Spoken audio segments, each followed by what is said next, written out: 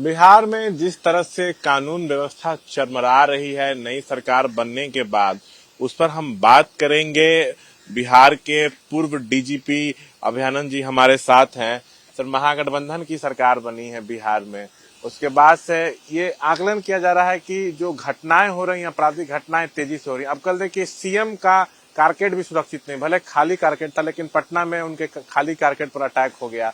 नालंदा की बात करें, सीएम का गृह जिला है, तो वहां पे जो दबंग लोग हैं वो दलितों के घर पे चढ़ रहे हैं, तोड़फोड़ कर रहे हैं, फायरिंग कर रहे हैं। हाजीपुर में ऑर्केस्ट्रा में खुलेआम हथियार लहराया जा रहा है। तो क्या कारण लग रहा सरकारें किसी की भी हों, community violence and crimes of even other forms, third world countries में देखा गया है कि वो ज्यादा ही होती हैं डेवलप्ड कंट्रीज की तुलना में।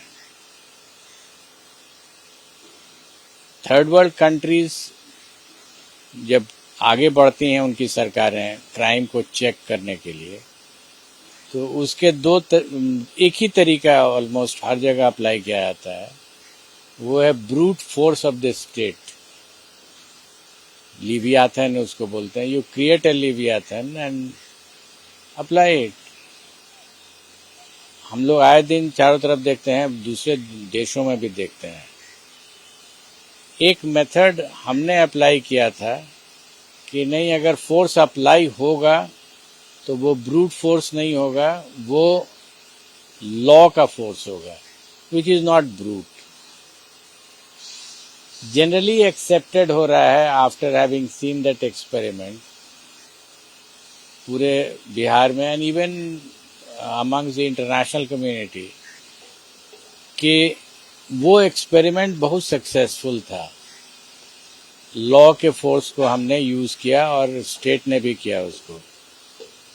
वो एक्सपेरिमेंट क्यों नहीं इस्तेमाल हो रहा है, I do not know.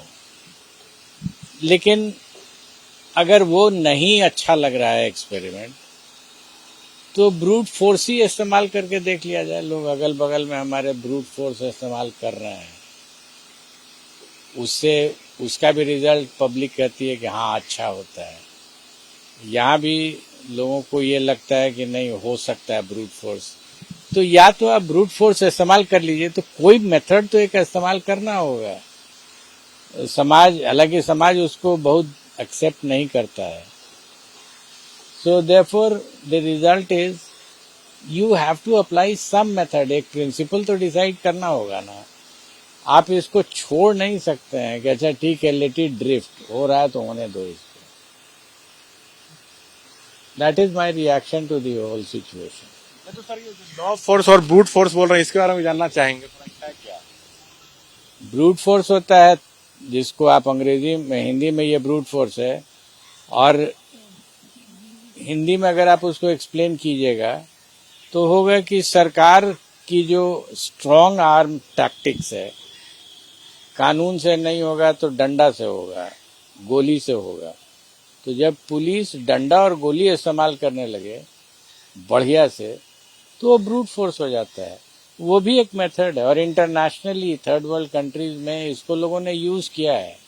In fact जब हमने इस्तेमाल किया था और तय कर लिया, हमने रिजॉल्व था मेरा कि हम ब्रूट फोर्स नहीं इस्तेमाल करेंगे, मैं लॉ का फोर्स यूज करूंगा और इंटेलिजेंटली यूज करूंगा।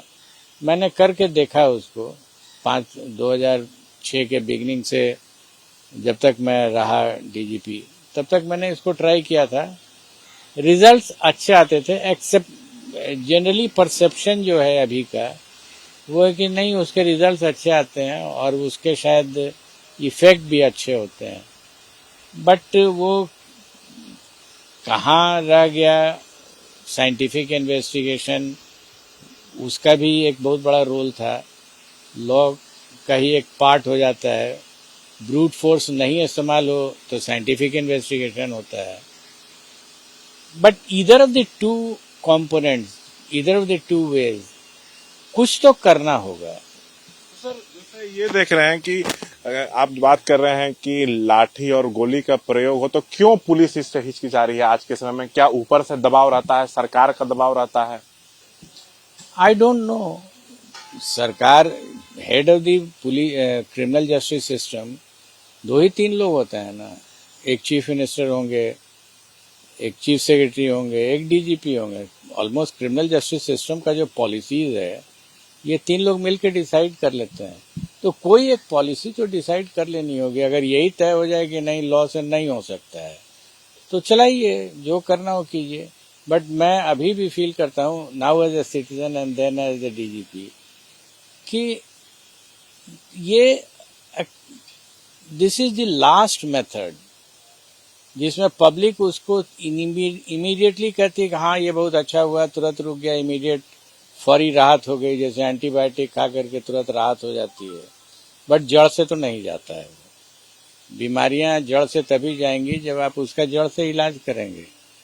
तो सर ये जानना चाहेंगे कि कई बार पुलिस के मनोबल में भी कमी दिखती है, इच्छा शक्ति की कमी दिखती है, तो उसको कैसे सुधारा जाए, ये हम जानना चाहेंगे। क्या सलाह है आपको गृह मंत्रालय को, बिहार के खासकर सरकार को?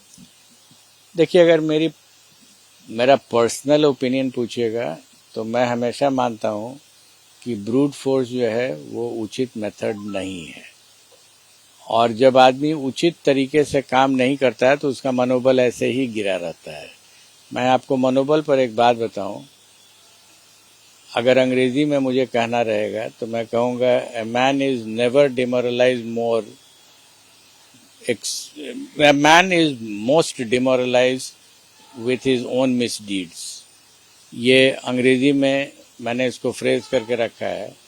आप अगर डिमोरलाइज होते हैं तो दूसरे के कारण से नहीं होते हैं, आप अपने मिसडीड से कारण से होते हैं डिमोरलाइज। तो मैं उसको मानता था डिमोरलाइजेशन एज ए मिसडीड। आप वायलेंस यूज कर रहे हैं, अगर कम्युनिटी ने वायलेंस यूज किया है, how can you counter violence with counter violence? ये मुझे आज तक नहीं समझ में आया। तो इसलिए मैंने समझा कि नहीं, वायलेंस को अगर काउंटर करना है तो मेथड से कीजिए, लॉ से कीजिए, प्रोसेस से कीजिए। उधर यूपी में देखा गया कि एनकाउंटर मॉडल अपनाया गया, तो क्या बिहार में भी उसकी जरूरत है कि अपराधियों में खौफ पैदा हो, भी बेखौफ दिख रहे हैं? शशांक जी, मैंने आपको पूरा एक्सप्लेन कर दिया। You can get the answer from what ever I have said. कोई एक मेथड आपको अडॉप्ट करना पड़ेगा, तो यही तय कीजिए ना कि आप एनकाउंटर मॉडल ही अडॉप्ट करेंगे, उसका भी रिजल्ट देख लीजिए। ऐसा नहीं है कि एनकाउंटर मॉडल सिर्फ यहीं अडॉप्ट होगा। थर्ड वर्ल्ड कंट्रीज में पूरा स्टडीज है इसके ऊपर। जो डेवलपिंग कंट्रीज हैं, जहाँ क्राइम बहुत ज़्यादा होता है, तो वहाँ पर ये एनकाउंटर मॉडल जिसको आप बोलते हैं वो यूज़ किया गया है। उसके कितने लंबे इम्पैक्ट हुए, कितने शॉर्ट टर्म इम्पैक्ट हुए, ये तो स्टडी किया जा सकता है। But I have always felt कि ये मेथड का रिजल्ट बहुत लॉन्ग टर्म नहीं होता है। उधर से मैं और ये भी जानना चाहूंगा कि सीएम के काफिले पे सिक्योरिटी ब्रीच भी कई बार देखने को सामने आया, तो उसका आप क्या कारण मानते हैं? क्या कम प्रशिक्षण, पैरवी से पोस्टिंग, या कुछ और कारण मानते हैं? पॉलिसीज क्लियर नहीं है ना। हमने आपको अपने पूरे व्याख्यान में बताया कि देयर आर टू वेज। तो जो पॉलिसी मेकर्स हैं उनको क्लियरली डिसाइड करना होगा कि which of the two ways are you going to adopt, और जिसको भी अडॉप्ट कीजिए उसको फुल फ्लेजेड अप्लाई कीजिए। कॉन्सिक्वेंसेज जो होगा वो आपका होगा, आप फेस कीजिए। जैसे हमने अप्लाई किया था कि no, I am not going to do work with state violence. State violence जो है ये मैं नहीं एक्सेप्ट करता हूँ। As DGP I took that decision and I stood by it. और जो बीच बीच में अप एंड डाउन होता रहता था, but then I stood by my decision कि हम स्टेट वायलेंस नहीं होने देंगे। एंड इवन देन क्राइम्स में परसेप्शनली चेंज हो रहा था। तो पब्लिक जो है वो परसेप्शन पर जाती है, फिगर्स पर नहीं जाती है पब्लिक। और नहीं एक दो इंसिडेंट से वो अप एंड डाउन आप कर दे सकते हैं उसको। बट देन आप कोई तो एक पॉलिसी अडॉप्ट कीजिएगा, एंड पॉलिसी अडॉप्ट करना is the job of the chief minister, the chief secretary and the DGP. You can't just say कि मैं इसको ड्रिफ्ट करने दूंगा। ड्रिफ्ट करने से तो बहुत खराब हो जाएगा। पुलिसिंग में और कुछ सुधार कर सकता है? सुधार is a very vague word. सुधार बहुत वेग वर्ड है। पॉलिसी डिसाइड करना होता है और उस पॉलिसी के अनुसार एक्टिवेट कराना होता है। तो एक्चुअल फंक्शनिंग जो है वो डीजीपी का रोल होता है। पॉलिसी टॉप लेवल पर डिसाइड कर लीजिए, और वो बहुत क्लियर मैसेज होना चाहिए कि this is how it has to be done, and अगर उसमें अप एंड डाउन हो रहा होगा तो डीजीपी उसको मॉड्यूलेट करेंगे, मॉडरेट करेंगे. Those are the ways. तो ये थे हमारे साथ बातचीत करते हुए बिहार के पूर्व डीजीपी डॉक्टर अभयानंद. बिहार में जो कानून व्यवस्था चरमरा रही है उसको कैसे दुरुस्त किया जाए, हम इस पर उनसे बात कर रहे थे. वो अपना अनुभव हमसे साझा कर रहे थे. हम सुझाव भी उन्होंने हमें दिए हैं कि कैसे कानून व्यवस्था को दुरुस्त किया जाए. कैमरा पर्सन विशाल राय के साथ शशांक कुमार, एपी न्यूज पटना.